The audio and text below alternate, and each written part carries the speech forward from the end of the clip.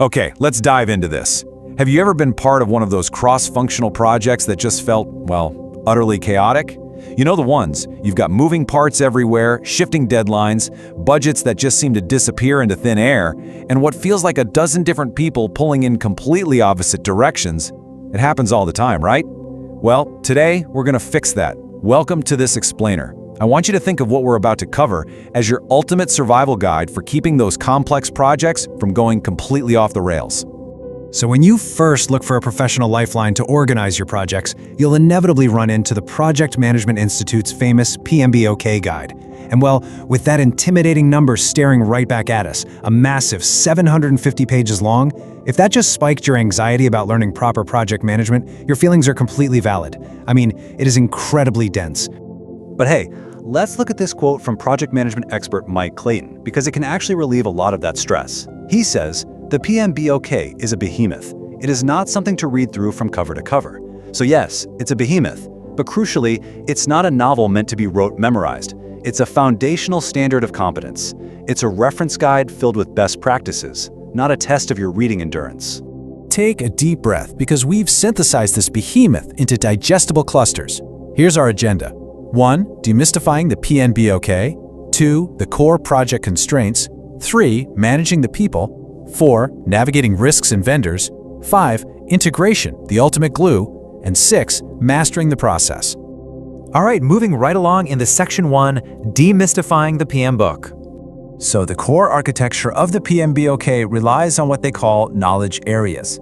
Officially, this is a categorized area defined by specific requirements, processes, and tools. But in plain everyday terms, a knowledge area is simply a mental bucket. It's a bucket of concepts and processes that share a common goal. It's like gathering everything you need to know and do to manage project risks and just tossing it all into one unified risk bucket. Now, if you look at the official, highly academic definitions from our source material for things like integration, scope, and schedule, wow, it's incredibly dense, text-heavy stuff, right?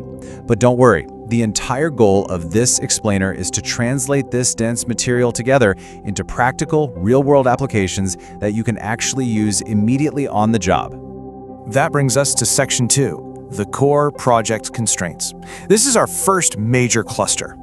So, the crucial point is that these 4 areas, scope, schedule, cost, and quality, are heavily, inherently interconnected. Think of them like a delicate mobile hanging from a ceiling. If you touch one piece, the rest move. Scope is what you're going to deliver. Schedule is when it'll be done. Cost is the funding required. And quality is ensuring the final result actually meets expectations, without needing total rework. If your sponsor cuts your cost, your scope or quality will inevitably have to shrink. You literally cannot cheat the constraints. Let's focus on scope for a second, because honestly, it's where most projects fail. Notice the stark visual contrast here between your planned project scope, nice and safe inside its neat little boundaries, and the absolute wild, thorny danger of scope creep lurking right next to it. Scope creep happens when someone casually asks, "Hey, can the system also do this?" So managing scope isn't just a one-time event. It's a continuous, relentless effort to protect the boundaries of your project. And this brilliantly illustrates exactly how this works in practice. Looking at these real-world examples from our sources, we see how these constraints scale depending on what you're doing. Look at the HR onboarding bot. Its scope requires high security and complex API integrations, leading to a 3-week schedule and a budget that swelled to 210,000 rupees due to delays. Now compare that to the internal sales report macro. It's just a simple automation scope, taking just over a week with literally zero external cost. Same knowledge areas, drastically different applications. Let's shift gears to the human element in Section 3, Managing the People. Look at this great scenario posed in our sources regarding communications management. Your project team is distributed across different locations. What communication tools and strategies would you use? This is a massive part of a project manager's job. Keeping remote or distributed stakeholders informed, getting the right information to the right person at the exact right time is absolutely paramount to avoiding project failure. And it goes way deeper than just sending out weekly status emails. This brings us to stakeholder engagement. I really want to slow down here because, as project management author Elizabeth Heron notes, this is often the most challenging yet most interesting area of your entire project. This isn't just about identifying who the sponsor is. No, this is where you're actively negotiating, dealing with conflict resolution, mediating opposing views, and yes, navigating tricky office politics to get everyone aligned. Next up, we're tackling the unknowns in Section 4, navigating risks and vendors. Now, what's really interesting about this procedural flow is how methodical the PMBOK is about fear and uncertainty. You don't just sit around worrying about what might go wrong, you proactively identify risks, analyze their impact, and prepare backup plans well in advance. So, if your new software system might not support a legacy API, you don't panic on launch day. Why? Because you already have your fallback to Excel uploads planned and ready to go in step 3. The other external factor is procurement management, which is basically buying goods or services from outside vendors.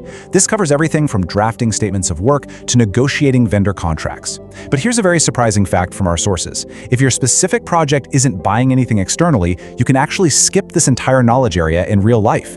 You still need to know it for certification exams, sure, but practically it's a tool you only pull out when you actually need to write a check. Moving on to Section 5, integration, the ultimate glue. Looking right at the top of this list at Project Integration Management, we see that this acts as the central nervous system of your project. It ensures all the individual elements are actively coordinated. Remember a few minutes ago when we talked about how constraints are interconnected? Well, integration is the actual discipline of managing those connections.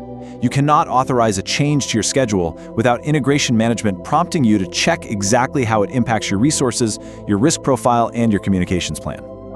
To really drive this home, look at this quote by Elizabeth Heron. Everything about effective project management overlaps and needs to be managed as a holistic whole. If you treat your project budget in total isolation from your project team's morale or the technical risks you're facing, the project will simply collapse under its own weight. Integration is, for sure, the ultimate glue. Let's move to Section 6 and see how this all builds together, mastering the process. Every project travels through a timeline horizontally. These are called the 5 process groups: initiating, planning, executing, monitoring and controlling, and finally closing. If these 5 chronological phases are the horizontal timeline of your project, the 10 knowledge areas we just covered are the vertical technical skills that weave through them at different times. Notice in these source excerpts how things like cost and resource management have heavy planning phases early on, but quality and communications, they aren't just one-and-done events. They're continuous disciplines that are constantly running in the background while you're executing the work. You're always monitoring quality, and you're always managing communications day in and day out across the entire timeline. And that right there is why this matters. I really want to address you directly here. The goal of understanding these 10 knowledge areas isn't just so you can pass a multiple-choice PMI exam. It's so you can keep your real-world projects from failing. Mastering these categories, knowing exactly which bucket to reach into when scope creeps or a vendor's late or stakeholders clash, that gives you the authority and the deep confidence to lead chaotic cross-functional teams to success. We've unpacked the behemoth. We've translated the dense academia into your personal survival guide. So I'll leave you with this final thought to consider. Look at the projects sitting on your desk right now. How will you integrate these 10 areas into your next major initiative to ensure it thrives? Thanks for joining me on this explainer, and I'll catch you next time.